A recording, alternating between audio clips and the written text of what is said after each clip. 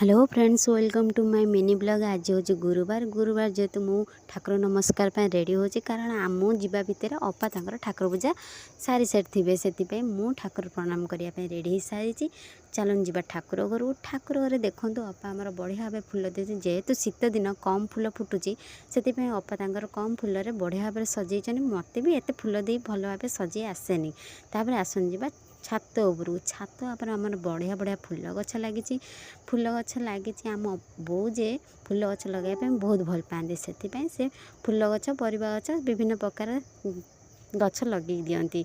आ देखो धनिया गछ आ पुदीना गछ भी बहुत भाव होपर आसन जा रोषे घर आम जो हांडी बुड़ा है पाउंस कहीं देखूँ पाउंस बुड़ा हबार कारण मशा शीघ्र छाड़ापी पाउंस एवं सर्फ को जदि आम लगे हांडी बोली तापर रोषे करवा मशा आमर बहुत शीघ्र छाड़ी जाए आम हाथ भी कला हुए हांडी भी मशा हुए।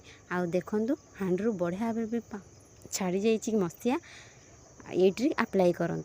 आपको जदि ये ट्रिकटा भल लगी से लाइक शेयर कमेंट आउ सब्सक्राइब करूँ।